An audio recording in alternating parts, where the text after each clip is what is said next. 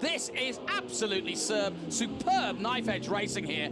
And Bayliss hit the back of Toseland then. And they've pulled Toseland back in on the brakes. Toseland doesn't know how much better they are on the brakes because he spent most of his time at the front. Well, if he wasn't sure how close Bayliss was, he just found out. Another lap completed, not many to go. Toseland just leading this race, but barely. Bayliss just hanging on to that Ducati, but barely. And Corser waiting as he goes round the outside. And here comes Bayliss up the inside at Estoril, as smooth as you like, and Toseland's got a real taste of that Ducati now. Toseland got great drive there, the bike stays stable, he's wound the gas on, he's already passed. Yeah, he didn't even need a slipstream there. Past he goes. That takes the very defensive line on the brakes. Yeah, but here comes Corser around the outside, no way! Don't believe it! Oh! Oh no, poor old Corser. Well, he almost got into the lead. The crowd went wild, and that was great. And would you believe it? Bayliss is back to third. No, Bayliss wouldn't believe it. He was just challenging for the lead too. He took the lead to Estoril. Wow. Well, Corser, that was smart thinking. He knew that they were going to do that. He knew that Toseland was going to defend, and he thought, well, I'll go around the outside. Well, he was taking the wide line. He got great drive out of Estoril, doing his own thing. Time running out and a superb end to the 2006 season. This is what we wanted. 3 world champions going at it, toe-to-toe here at Magny-Cours. Oh, one moment there from Toseland. So where he gets on the gas, he's climbing up the hill, he grabs hold of the throttle, and he digs the back end in. It's just he doesn't carry anywhere near as much corner speed through that section of the track, so he picks the bike up and gets on the gas and fires it to the next apex. Corser looks so strong on the brakes here. Oh, look at this! Here comes Bayliss, a chance on Corser. Just lets off the brake a little bit and goes into second place. Time running out now. Corser could have squeezed across the front, but it would have cost them both time, and he knew better than that. Hager's still in the background, but, well, now I'll ask you, who's going to win this? I know, it's a little unfair. Probably not Hager, but you never know. Right, well, I'm saying Corser. There you go. Why not? I say Toseland. Fair enough. Here we go, then. Gloves off for the final hurrah. Just a couple of laps to go. And it's anyone's race. Back to Adelaide. It's been the most important corner on the track all year long. Outside. Bayliss! 2 Buffalo girls go around the outside, so does Bayliss. But here comes Toseland again. Fantastic. Bayliss can't quite get on the gas hard enough, so Toseland didn't need asking twice. And as Toseland did it a lot at Spring, never miss an opportunity to get to the front. Because I think Bayliss does have more pace than both of these guys, but he can't get past and get clear. If you were Corser now, would you be thinking that either one of these guys is going to give you an opportunity on the last lap to go through if you just stay with them? I think, frankly, you wouldn't actually try and make a plan like that. Fair enough. I think you just, any opportunity to make a pass, you take it. Well, Bayliss tried exactly that round the outside. Never seen anybody do that at Adelaide. But there you go, that's Bayliss for you. That's why he's a world champion. Sliding it through there, through the exit of Imola, and then Chateau d'Eau. Now it's important to get the drive here. The Honda puts the power down, a little wiggle. The Ducati looks stuck to the ground, and so too does the Suzuki. Sliding it here a little bit, and then down, and look at this under braking. And we see Bayliss trying to go around the outside before, and he tries to turn it tight. Up the inside. Oh, Troy Bayliss! What a move!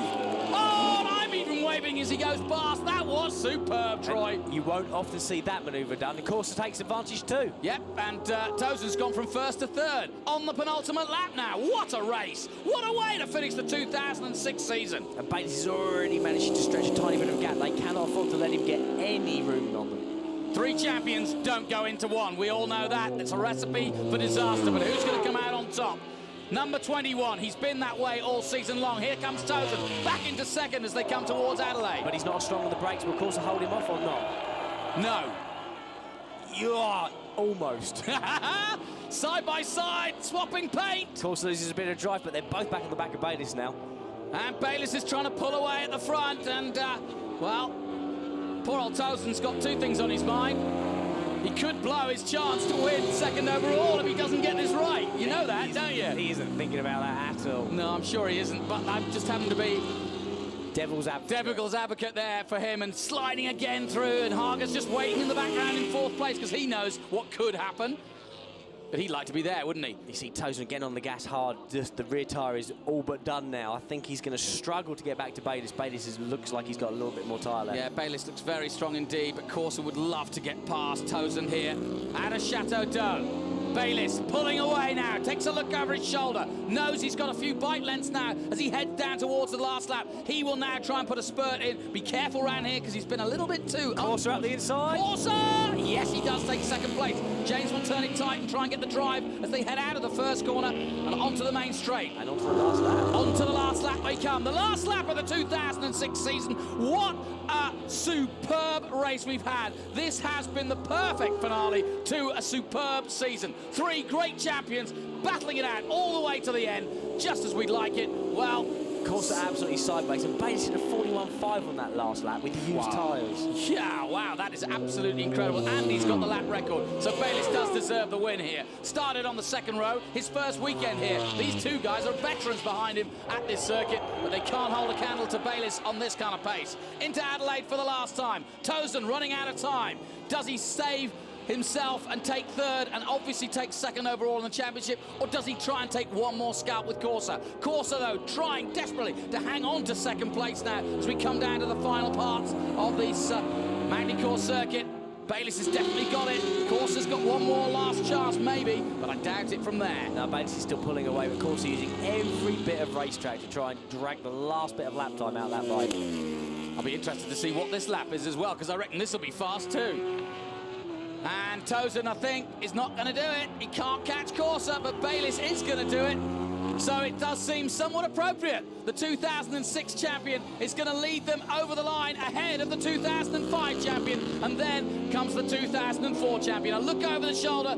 Troy Bayliss has been absolutely superb. He is the king of World Superbikes. He's come back with style, and what a way to finish his championship-winning year by taking victory in the final race of the year. A carbon copy. Xerox will be delighted. He takes victory. What a way to do it. Troy Bayliss takes the victory over Troy Corser, and sure enough, Toseland takes third place, and he takes the second overall in the championship because he beat Targa on the day. What a phenomenal race. Wow.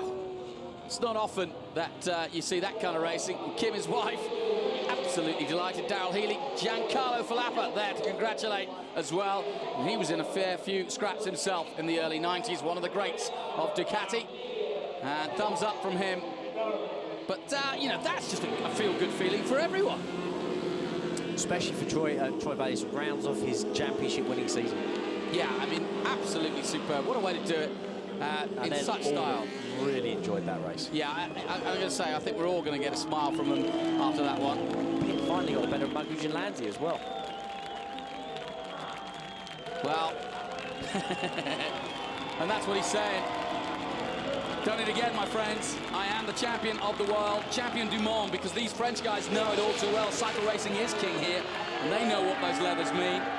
And, well, I think he's enjoying it. He actually lives in France, of course, well, actually Monaco, but he spends a fair amount of his time in France, so he is definitely akin to these Frenchmen.